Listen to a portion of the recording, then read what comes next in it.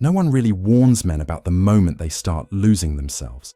There's no dramatic breaking point, no clear day where everything falls apart, nothing that forces you to stop and say, this is it, this is the point where things went wrong.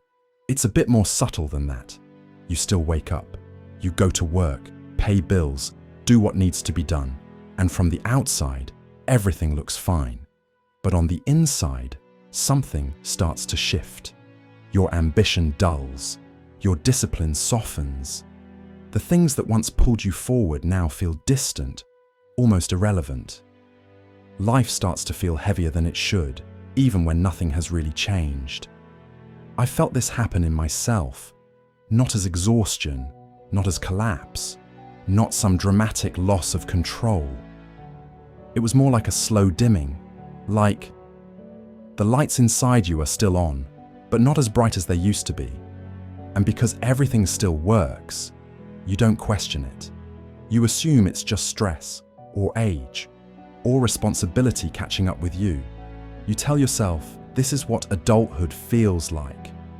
But there's a difference between being tired and being hollow. This is not burnout, nor laziness. It's an inner collapse, a slow erosion of purpose, a weakening of resolve, and a loss of direction disguised as normal life. It begins when you stop asking anything meaningful of yourself. Gradually, you begin to lower standards without noticing. You tolerate things you once wouldn't. You stop holding yourself to the version of you that used to feel possible. And over time, you start shrinking your life to match your comfort. I've caught myself doing this, convincing myself I was being realistic when I was really just avoiding effort, calling it maturity when it was actually retreat. You get used to surviving instead of building, managing instead of aiming, coping instead of growing. And the strange thing is, nothing feels wrong enough to change. You're not in pain. You're not desperate. You're just dull. That's what makes it so dangerous. Men don't collapse loudly. They fade quietly.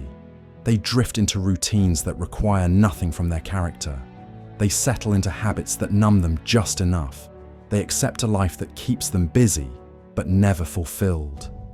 And after a while, they forget that it could feel different. They forget what it felt like to want something deeply, to pursue something with hunger, to wake up with a sense of direction instead of obligation. I think this is why so many men feel restless without knowing why.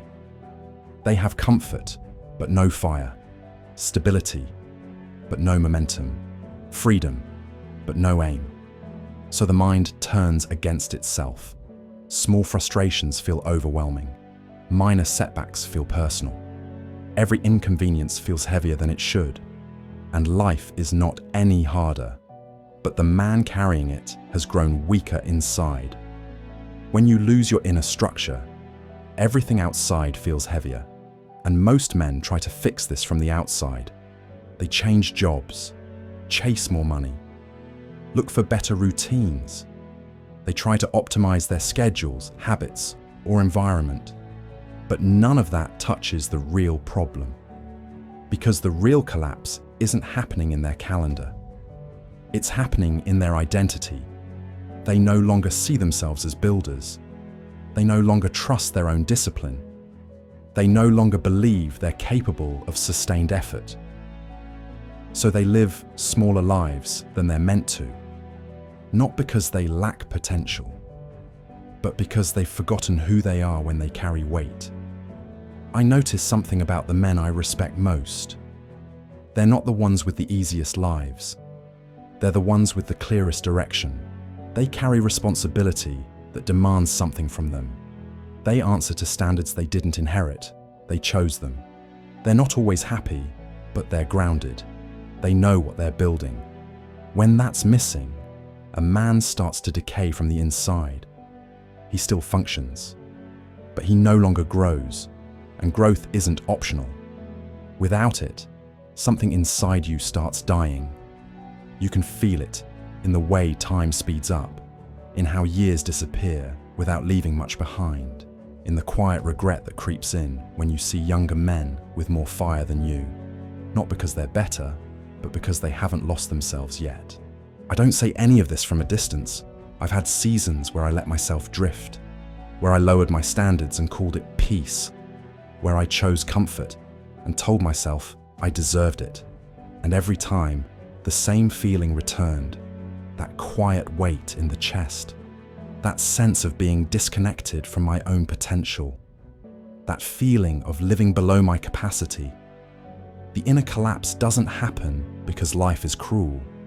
It happens because we stop demanding anything meaningful of ourselves. Rebuilding starts the moment you stop lying to yourself, when you admit that something inside you has gone quiet, when you stop pretending you're fine just because you're functioning, when you accept that comfort has cost you more than it's given. The good news is this: what eroded can be rebuilt. But it doesn't happen through inspiration.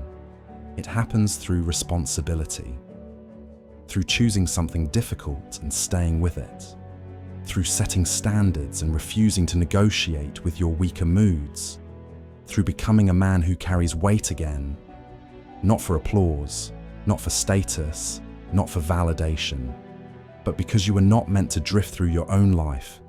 You were meant to build it. And the moment you begin carrying real responsibility again, something inside you starts waking up. Your mind sharpens, your restlessness quiets, your sense of direction returns. The hollow feeling fades, and slowly you start recognizing yourself again. That's how the inner collapse ends. Not with a dramatic turnaround, but with a man choosing to stand up inside himself again.